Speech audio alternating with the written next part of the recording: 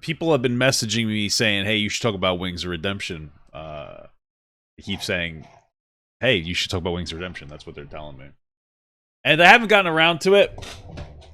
But for some reason, in my YouTube For You page, whatever it's called, I don't really know what the hell it's called. I just randomly got recommendations from this guy, and actually it scares me a lot because I'll be scrolling through it and I'll see this guy and I'll be like, what video did somebody make about me on YouTube? Because this guy looks just like me. This guy is literally what would have happened to me if I got big playing video games when I was 20 years old and good at video games, but still an edgy little shit loser. So no offense, brother. So I want to start off a little light. I've been seeing the memes. It seems crazy, man. You see so much stuff about this guy, and a lot of it's bad. But then I watched a thing today that was like, oh, a lot of it's propaganda kind of a thing. So I was like, all right, let's start off light, and then maybe I'll investigate the propaganda. I don't know. This shit I've seen is a little intense. But let's start off with this one from SunnyV2. He's a decent content creator. A lot of people cried about my video I did about Gypsy Crusader. It's like it's right here, where I was like, yeah, you're kind of downplaying Gypsy Crusader. People were like, no, why? Some people were like, why are you so obsessed with that he said the N-word? I'm like, bro, what the fuck are you talking about? Anyway, that's not here nor there. This isn't what this video is about. It's just about how weirdly toxic Gypsy Crusader fans are. You guys are really not very self-aware. You guys get so offended when I say Gypsy Crusader is a racist. But, like, you guys laugh at the horrible jokes you made. Anyway, it's not what this is about. Let's watch this video. Question about my personal life. Ban them. No, I don't got any friends, dude. No person deserves this kind of ridicule. Like, I hate my f***ing life at this point. My grandma's dying. I spend my entire life sitting in this room. I had $1,400 worth of chargebacks come out, and all you do is get picked on and criticized. That's my life. Most of you guys would crack under the stress that these people put me through. I just want to escape the bullying. I do. People make fun of me and pick at me. I'm pretty much defeated. Can I just tell you that the biggest reason that I think he gets bullied is because he keeps talking about how he gets bullied. Like, let's be honest here, dude. That's what trolls want, a reaction out of you. They want to get the reaction. And so if you're giving them a reaction, they're going to be like, they're eating it up. In every aspect of my life. You know, I have no self-esteem to begin with, and I feel like nobody loves me, but guess what? It's okay, he's an easy target. If you haven't heard of his name before, I guarantee you're definitely not going to forget it from this point onwards. Yeah, he bans anybody who talks bad about him, right? Yeah. I detest this game. I hate you too. Bro, it's like sad because when I was younger, I would break stuff when I played games. I'd get so angry and like toxic. It got to a point where my mother started buying me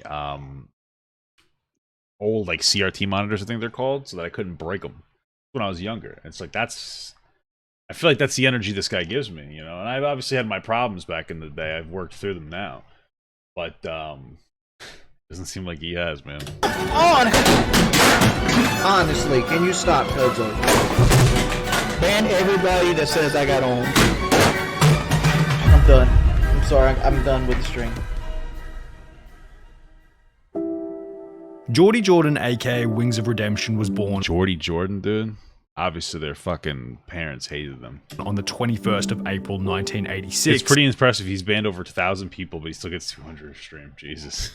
Is that true? 1,000 people? Into what you might call unfortunate circumstances. His birth had been the result of a teenage pregnancy, and due to the young age of his parents, Geordie would be raised with the help of his grandparents in their trailer park home. At the age of 2, his father, an alcoholic, would abandon the family entirely, giving us a pretty clear idea of the unfortunate means by which Wings of Redemption had been brought into the world. However, while the circumstances were far from desirable, as Geordie Jordan entered school, he would begin to excel in sports, claiming to be one of the most athletic people in his class. That would be until a physically gifted foreign exchange student joined his year, placing Geordie in second place for most school sporting events. In order to counteract this, Geordie explained that he began to eat more during dinner time, under the assumption that it would help him grow faster, hopefully giving him a physical advantage over his opponents. However, this would cause Geordie... Is that true? Like, first of all, this guy said that Geordie was the one who told us that he was the best physically person, whatever, in class, which I don't know if I believe that. Second of all, I don't know how much I believe like a young kid's like I gotta eat more to grow or something. I just feel like young kids aren't that intelligent, but I could be wrong. To begin gaining excessive weight, ultimately leading to a sporting underperformance and isolation into the fantasy world of video games. In the process of this, he's like you have the same dad. Maybe. It's possible. Family, including his brother and single mum, would move from his grandparents' trailer park home into low-income government housing, where Geordie Jordan would continue to gain weight while further isolating himself from society. By the age of 14, he had reached approximately 240 pounds or 110 kilograms, also being diagnosed. Listen, let me just tell you something right now. I'm a little tired. I don't don't be coming at me with fucking kilograms, brother. What the fuck is a kilogram, okay? I got no time. I don't have any time for that. Okay? I don't have time for a kilogram. Like, what? Why don't you kill the explanation, okay? With bipolar and social anxiety disorder, adding to the isolation even further. To counteract this, Geordie Jordan would begin to take on various low-skilled jobs in order to get out of the house more often, as well as earn himself a little bit of income. In his late teens, he would take on various positions such as working at a video rental store, a supermarket as a 911 operator, and even as a Domino's pizza. Why are you showing us like a fucking carpenter? That's a high-skill job. What the fuck?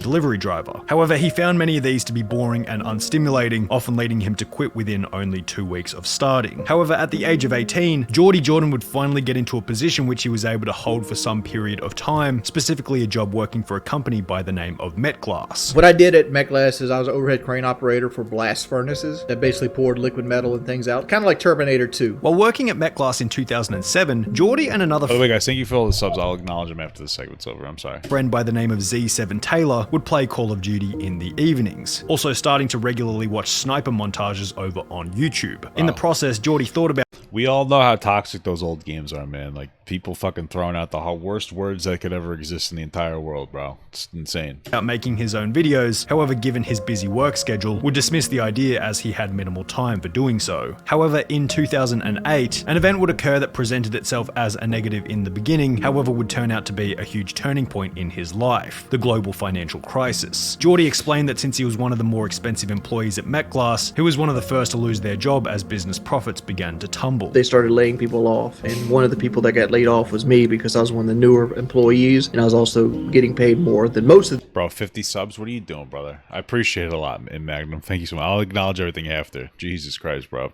You guys don't have to gift me at all. You don't have to save your money, dude. Jesus Christ. the employees on the factory floor. He would then be put on government unemployment payments, which in combination with his previous employment history seemed to dampen Geordie Jordan's confidence in relation to his ability to hold down a job working for someone else. You know, not to go too off topic here, but it's crazy. Have you guys noticed that, every 10 years or so, we have some kind of a crisis, and we're never prepared for it. And it ends up exacerbating already existing problems, like jobs are slowly fading away. Well, you introduce a stock market crash, and all of a sudden, a bunch of jobs get cut, and businesses learn to run, on a thin line and save as much money as possible. Happened to my mother. If you think Phased her job out of the company, almost fired her. It's fucked up, man. I could hold a job down, you're kidding yourself. The reason I don't get a job is I can't hold one down. However, there was one advantage to come out of this whole situation. Suddenly, Geordie Jordan had all the time in the world. His friend Z7 Taylor had started making his own Call of Duty videos, and noticing the success of them, Because I seen Taylor and his channel, and I love reading the comments, so I'm like, damn. he would order a HD PVR capture card and begin to record his own high-definition Call of Duty videos in his newly found free time. Me too. Geordie Jordan would then register a YouTube channel under the name Wings of Redemption, taking the name from an inscription on King Tut's tomb which stated, "Death shall come quick on swift wings to him who disturbs the peace of the king." But while making a brand new channel was extremely exciting for Wings of Redemption, he wouldn't even make it past his first video before embroiling himself in some level of controversy. In his very first video, Wings felt the need to stick up for a Call of Duty strategy known as camping, where the player would stay in one location for a prolonged period of time and wait for players to come to him instead of the other way around. Some people think I'm a camper, which I am a camper. The strategy was common but often frowned upon by players who are more aggressive, and as a result, his comment section would fill up by many who opposed his playstyle. However, on the opposite end of the spectrum, Is this his controversy, dude? How petty. people also respected Wings for his— Like, let's be honest, if you're playing Call of Duty, you're already a loser anyway. Who cares? Oh, I don't respect camping, bro. You don't respect yourself. You're playing Call of Duty all day, so. His honesty and his unapologetic nature towards the strategies that he preferred, and as a result, he began to build an audience. Given the almost non-existent competition on YouTube at the time, Wings would quickly become one of the fastest growing creators on the platform, and with such he began to gain the attention of other large Call of Duty YouTubers, specifically one by the name of Woody's Gamertag. Hi, this is Woody, the Unexceptional Gamer, and I make Call of Duty videos designed to help my unexceptional brethren do better in the game. Woody's Gamertag had begun YouTube at around the same time as Wings, and in order for them to share their audience with one another, they would begin to post dual commentary videos. Hey guys, it's Woody the Unexceptional Gamer, and I'm doing a dual com with Wings of Redemption today. Also starting a podcast together by the name of Painkiller Already, or PKA for short. Hello guys, this is Painkiller Already, and I'm your host, Jordy Jordan, aka known as Wings of Redemption, for anybody else who can't put two and two together. In this podcast, Wings would continue with his strong opinions and unapologetic attitude on topics relating to Call of Duty. However, with such, would also begin to gain a reputation as a guy who would constantly respond to those who shared differing opinions. While Wings' goal was to subdue the negative feedback by responding to it, Bro, imagine defending. You're welcome. Camping is the most effective form of play in this game, which is the instead most true. seemed to To form SPS I played amplify it. Isn't that weird though? Like that's like a Eugene answer. And that's a weird reference from The Walking Dead. It's like a Eugene from The Walking Dead answer. You know, like, oh, I know I'm a coward, but I'm okay with it, you know. But just why do you got like it's fucking camping. We're not talking about like hot political takes. As his audience noticed that the best way to get attention from Wings was to simply leave a negative comment, which Wings often struggled to ignore. Bro, this is why this guy gets trolled so much. He just can't shut the fuck up, man. Sometimes you just have to eat negative attention. It's something that I have to do too. You know, sometimes I'll respond to the negative attention. But we have to realize it's always a bad habit to get into when you respond to more negative comments than positive comments. In addition to this, Wings would begin to show his face more regularly in his videos, prompting negative comments in relation to his weight. However, despite clearly being on the heavier side, his subscriber count was mediated by his gameplay rather than his physical appearance, and by August 2011, Wings of Redemption had peaked as the 281st most subscribed channel on all of YouTube, shit. with a little over 300,000 subscribers, and for all intents and purposes, Wings of Redemption's YouTube channel seemed to be chugging along just fine. That would be until the 67th episode of the Painkiller Already podcast, where the tragedy of Wings of Redemption would really set into motion after one of, if not the most notorious Call of Duty events in YouTube history. To spice things up on this episode of the podcast, Woody and Wings would invite another streamer and YouTuber on by the name of Syndicate, who Woody described to be The best Call of Duty Zombies player on the planet. Whoa, my goodness. That's incredible. That's like being the best at picking your toenails, bro. As you can tell, I have no respect for Call of Duty players, and I maintain that. Probably feeling subconsciously threatened by Syndicate's channel and Call of Duty skill, Wings was, quote, wildly disrespectful to Syndicate throughout the stream. I could put up a fight against, in like COD 4 Modern Warfare 2, World at War, but then throw me in against Black Ops. You would get destroyed in World at War. I have never lost. In addition to this, wait, what is that? I'm sorry. Syndicate's channel and Call of Duty skill, Wings was, quote, wildly disrespectful to Syndicate throughout the stream. Okay, so Wings was disrespectful to the new guy? Am I getting that right? Wings would invite another streamer and YouTuber on by the name of Yeah, okay, sorry. World at War. It's taking me a little time to educate myself on the this. Syndicate throughout the stream. I could put up a fight against, in like COD 4 Modern Warfare 2, World at War, but then throw me in against Black Ops. You would get destroyed in World at War. I have never lost. In addition to this, Wings would go ahead and state that He says that he'd be much better at zombies on his first game. He doesn't even play zombies, but if he were to, he'd be much better than the best player on the planet. in order to settle the dispute, Wings and Syndicate would agree to one Best zombie player on the planet. Holy fuck. What a bold claim, dude. What a bold claim. Can't believe you'd say that, dude. they won each other in multiplayer. What, you want to go M16s on Bog right now? That could go. I'd do it for the fun of it. I'd go for it. Let's do it. So what map are we playing? with game rules that favored Wings as opposed to He Syndicate. lays it all out there, so it's to his advantage. Just to top it all off, the match was hosted on USA servers, So what does that mean? So the disadvantage, does that mean that there are rules that advocate for camping or something? favoring Wings and giving Syndicate a massive disadvantage due to lag as he was located in the UK. There was no way that Wings could possibly lose this match. as the odds were completely stacked in his favor, or so he thought. The winner would be the first player to reach 30 kills, or whoever had the most kills at the 10-minute mark. After 9 minutes of intense back and forth, Syndicate had 13 kills, while Wings only had 9 with less than a minute remaining. Realizing that there was no way he could catch up, Wings would announce that, yeah, I probably won't be on Painkiller Ready again. which was followed by events that I think are best experienced by simply watching the real footage. Wings, did you spawn in? I broke my controller. You broke your controller? Yeah, keep laughing, you. Now, listen. I don't know what he said, but I feel like I know what he said. Do we all feel like we know what he said? I broke my controller. You broke your controller? Yeah, keep laughing, you. Woo! Hey, keep laughing, you silly goose. Holy moly, can't believe he said those words. Those are fucking pro gamer words, dude. Holy shit. Why the f you stream that shit? It was your idea. No, I didn't say stream it. In front of 7,000 live viewers, after hours of trash talk, Wings was humiliated with 9 kills as opposed to Syndicate's 14. Dude, that's not what happened, right? That's what happened is that this guy lost, and instead of being like, oh, good guys, like, damn, man, I guess I suck or something. You know what I mean? Like, being a good sport.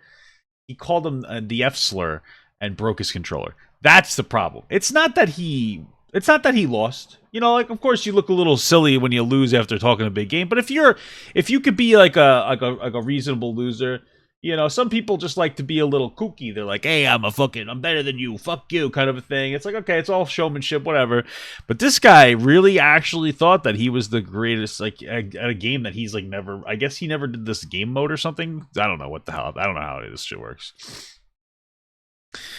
But yeah, obviously fucking that's pretty pathetic.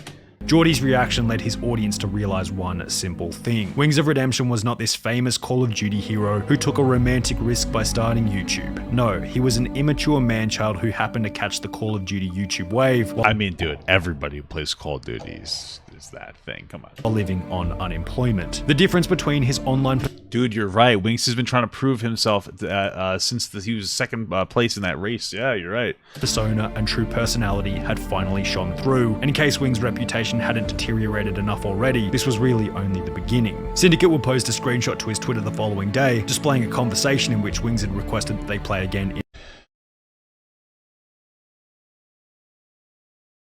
I'll put up $5,000. You get 3,000, I'll get 2,500, but I have to come out on top, or 2,000, but I have to come out on top. Sound like a deal, or want no part of it? No, not at all. I'm not taking part in that. It's free money. I'd rather earn money. Well, In a fixed match, where I don't make $2,500 a day. It's request. Syndicate would let Wings win with the goal of restoring Geordie's reputation. The screenshot would end with Syndicate stating, "You want to come out on top of this situation, you just made it 10 times worse," as well as, "No way, Wings, you just blew it." Yeah, I got a feeling if feed somebody is a big deal to me. You said you wanted to bury the hatchet, so it's a better way than both making money and beat.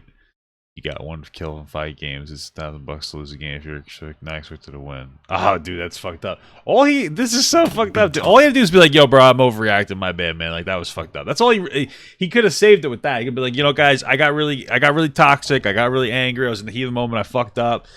You know, sorry, guys. I lost fair and square." You know what I'm saying?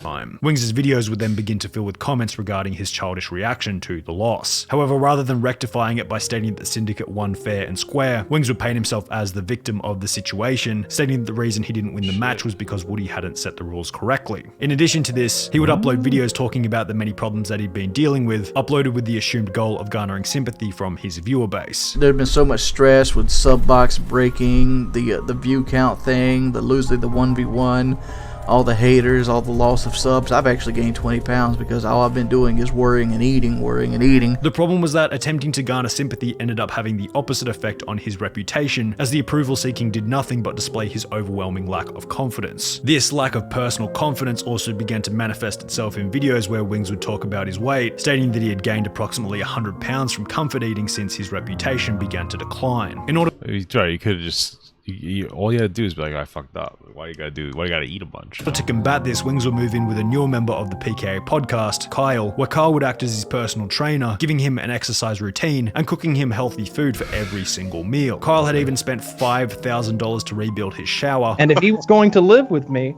we would have to put in a new shower. So construction began the next day on a $5,000 shower. Stating that it would have been too small for Wings to fit in. However, despite Kyle putting in an incredible effort to help Wings, after only a week, Wings had requested to leave. Kyle convinced him to stay for another 3 weeks, leaving after having lost an impressive 40 pounds. Upon return... That seems like a lot. 40 pounds in 4 weeks? 10 pounds a week is not healthy. Like, I know we're probably supposed to be like, oh, what an asshole, Wings, and he is an asshole, but 10 pounds a week? That's what they said, from my understanding. That's way too much. Like, at his weight, 3 or 4 pounds a week, maybe. It's, like, reasonable. 10 pounds a week, bro, is a fucking lot, man. Returning home, Geordie would hire a personal trainer. However, yeah, it's like a pound a week. It depends on how big you are. Like, a guy like me could lose 3 pounds a week, and it would be fine. You know what I mean? Like, 350 pounds, it's totally fine. 3 pounds is fine. But 10 pounds, like, that, maybe if you're, like, 900 pounds, 10 pounds a week is great. You know what I mean? Problematically, given his lack of discipline and the return... I'm sure Wings won't commit to shit, but, like, again, if you're losing 40 pounds in 4 weeks, that's not a good thing. That's wrong. It's not a good thing. To his old environment, Wings would gain the weight back in the few weeks following his return home. Despite having left Kyle's house, this wouldn't be the last time that they hung out. Approximately 5 months later, the 3 main members of the PKA podcast, being Woody, Kyle, and Wings, agreed to go on a survival-style camping trip in the woods together. Kyle traveled 3 hours from his house to the location at which they agreed to meet, which was followed by a call to Wings checking to see how far away he was. This would be the point at which Woody and Kyle's continually compassionate attitude towards Wings would finally dissipate. I'm driving in the night before.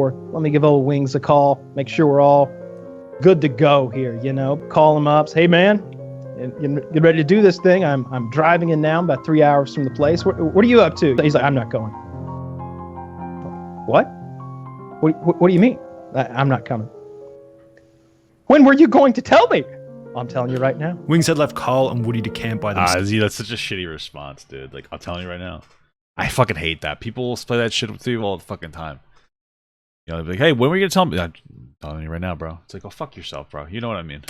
Resulting in Wings alienating his final 2 YouTube friends and ultimately being kicked off the PKA podcast. Yeah, so we've decided, it was a group decision, we decided that Wings of Redemption wasn't going to continue with us on the show for at least the foreseeable future.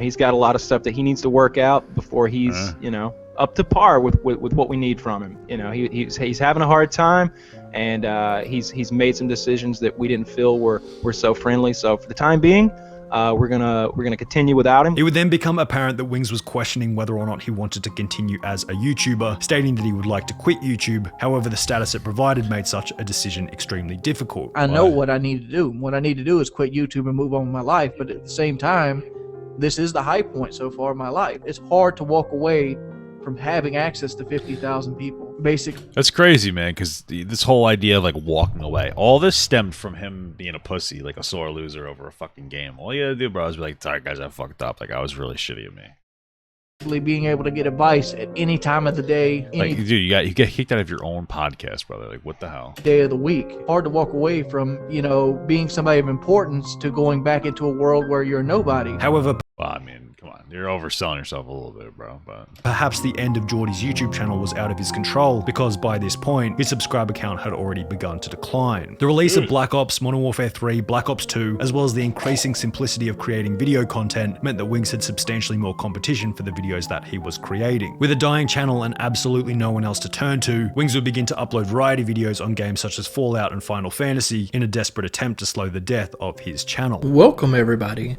Welcome to my Fallout 4 playthrough. He would also attempt to recapture his old fame by covering Call of Duty drama and starting a new podcast called The Podcast Show with other washed up Call of Duty streamers like Whiteboy 7 Street. However, these would also fail to slow the death of his channel. So fucked up. Like, washed up Call of Duty streamers, dude. That's so sad, man. Fuck.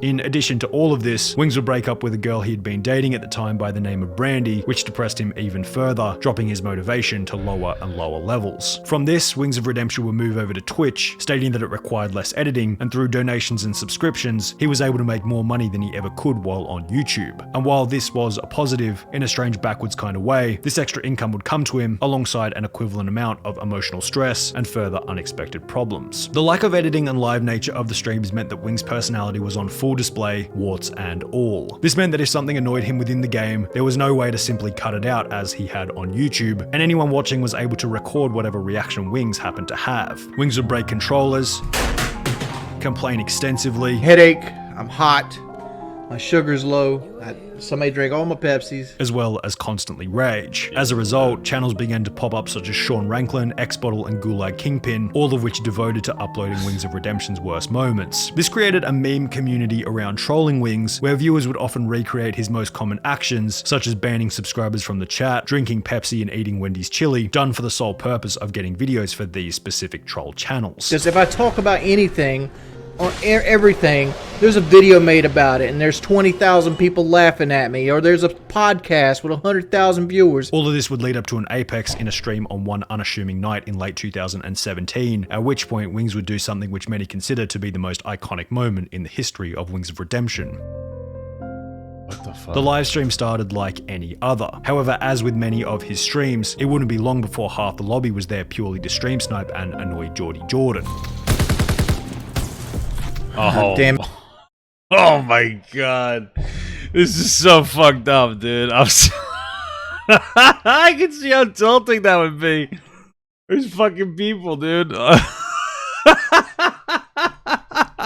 sorry for laughing so much. This shit's fucking me up. Bro, I do look exactly like him. You're fucking correct, dude. Holy shit. We look exactly like each other in this shot, brother. What? Look at this shit. Are you fucking kidding me right now, bro? Are you fucking kidding me? I gotta go break something. I gotta break a thing. I gotta break something. I gotta break something. I gotta break something and say pro gamer words now. I'm a dude. As the night progressed, the stream sniping only got worse.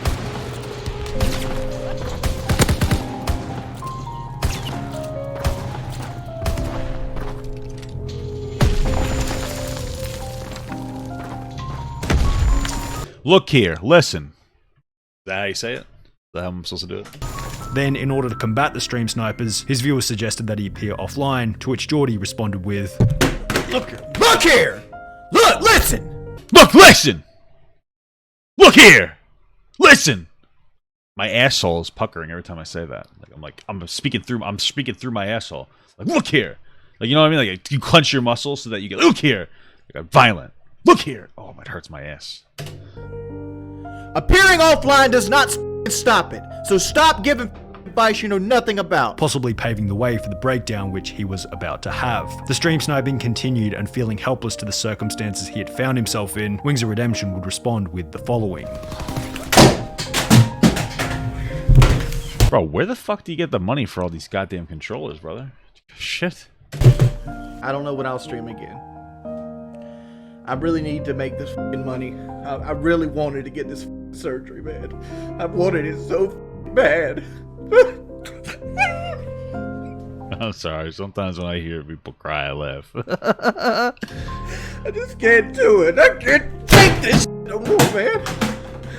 What's the surgery he's talking All I about? wanted to do was, like, I was lonely. I wanted to just stream and have a good time. Maybe have a good game. I feel that, brother. I feel that. Check this out. Do I look just like him? What do you think? What do you think about that? I hate my life. I need money, and then you fucking blast a $60 controller across the room. Get the fuck out of here, brother. I'm an asshole? Yeah, you're right. You are correct. You're fucking 100% correct. I'm very sorry. Cover the front more? You gotta be fucking kidding me, man. I just want to get the money for this surgery.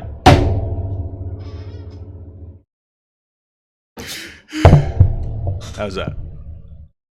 I'm sorry, I was fucking fucked up. I feel bad for him too. I'm sorry, dude. I'm so sorry, bro. I feel bad for this guy. Did I get it though? I feel like I was pretty impressive. I feel like that was pretty good. The clip has gained 2.6 million views to this day, and just like his last rage, the clip would go on to continually haunt him. However, unlike his last rage, where he would have to simply deal with comments, this time around, his trolls would go to much more effort, joining his games in order to play the content through the speaker. Look here! Look, listen! Appearing offline does not stop me. Oh, that's so fucked up. It's so fucked up because they're harassing the shit out of this dude, but it's also kind of funny. They're fucking playing sound bites back at him.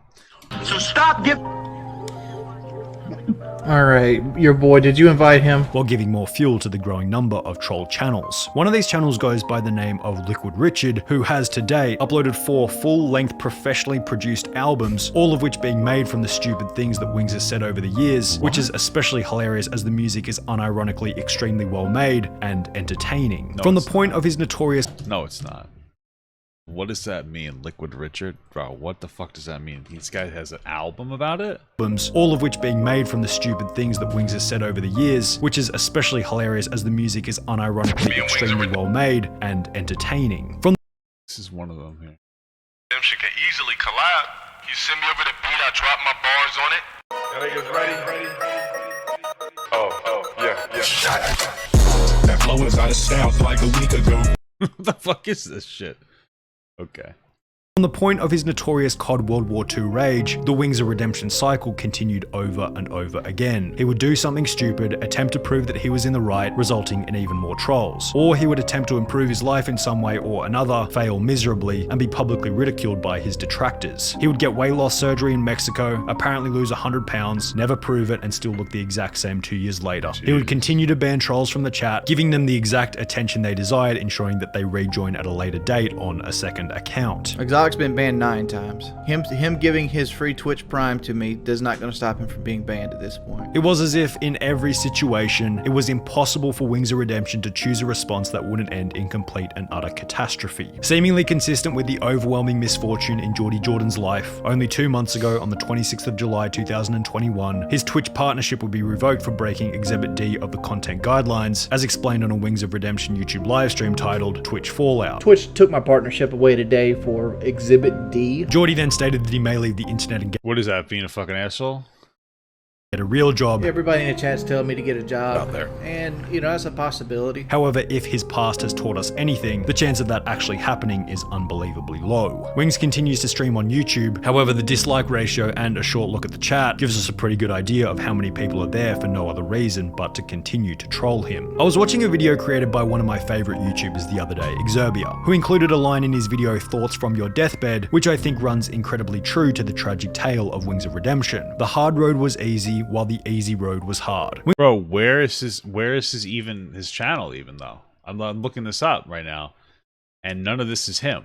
You got like Lumix, I don't know who the fuck that is. Frederick Hudson, SunnyV2. That's the video I'm watching right now. Who the fuck? Oh, is this him right here? Oh shit. Okay. I guess he streams live and he leaves them up. He doesn't really stream very much. Hardcore Axe Barbarian D2 strategy. Mario Brothers. It all depends on what section of my life. And Duck Hunt. Seems pretty cool. Hey, here's Blue's Clues. Stephen Blue's Clues proud of me. Apex stream. Alright. Wings of Redemption has spent his entire life attempting to walk the easy road, avoiding anything that would result in short-term adversity. However, through seeking comfort, he's ironically transformed his life into a complete and utter tragedy. It's as if you can't really avoid the tragedy of life, but the choice we get is whether or not we want to experience the tragedy now by our own voluntary admission, or whether we ignore what we need to do and have the tragedy happen to us later down the road, as is what happened in the case of Wings of Redemption. Listen, here's what I know. There's a couple things missing from this video, okay? A little disappointed, alright? The first thing is him trying to solicit 17-year-old girls. Bro, I've seen some fucked up shit from this guy. You know, he was making like really inappropriate jokes as like a 30-year-old or some shit to a bunch of fucking 17-year-old girls that got really uncomfortable. He's like, they were just jokes, but it was like, come on, brother. I don't know, man. I don't know, man. You're missing a little bit of info. You know, to me, To me, it feels a little bit like a downplay. That's what I would call a little bit of a downplay. I mean, I know that that was just showing us his shit. But I don't know, man. I feel like those are pretty big things to add in there, because he's kind of a dickhead. And the GoFundMe scandal. Apparently people talking about how you, like, rip people off on GoFundMe. I don't really know too much. I think this was a good introductory video, though. I'm gonna have to look deeper into this guy.